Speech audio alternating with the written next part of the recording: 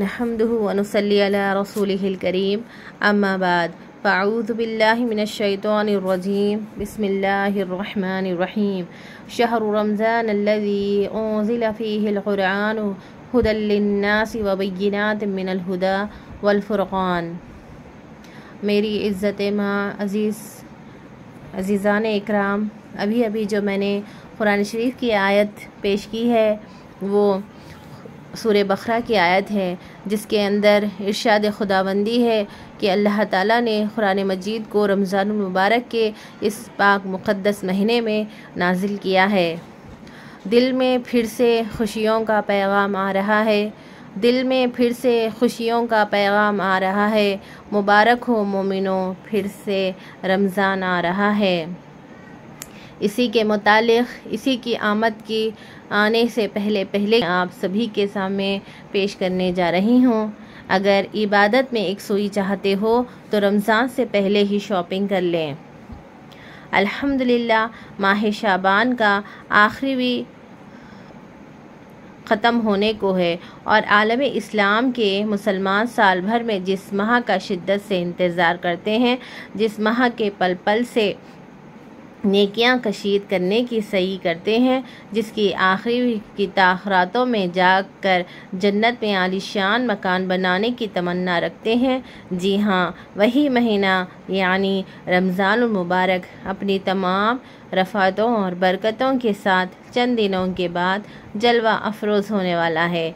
इस माह की बरकतों से तो आलम इस्लाम के मुसलमान अच्छी तरह से वाकिफ़ हैं। एक एक फ़र्ज़ की अदायगी पर 70 गुना ज़्यादा नेकियां मिलती हैं, जबकि नवाफिल इबादात को फ़र्ज़ इबादात के मुमासिल नेकियां मिलती हैं।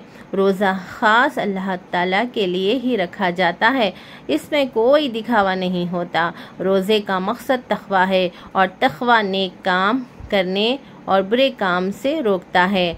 माह रमज़ान की आमद से क़ब्ल वैसे तो कई तैयारियों की ज़रूरत होती है, मसलन घर और ख़ुसूसन बावर्ची खाने की सफाई।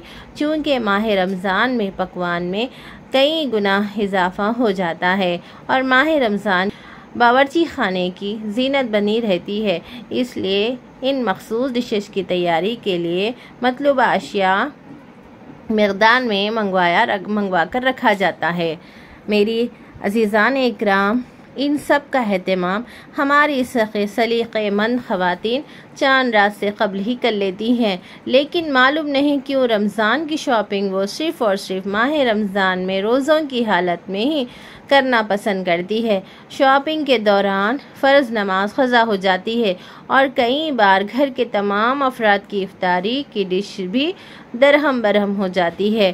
फिर दिन भर की जुबां बाज़ारों की खाक छानने के बाद हो सकता है तरावी भी छूट जाए। हालांकि हदीस शरीफ है कि जो रात को तरावी में खड़ा हो गया, इसके तमाम गुनाह माफ़ हो जाएंगे। शाबान में ही शॉपिंग करने से कई फ़वाइद हासिल हो सकते हैं।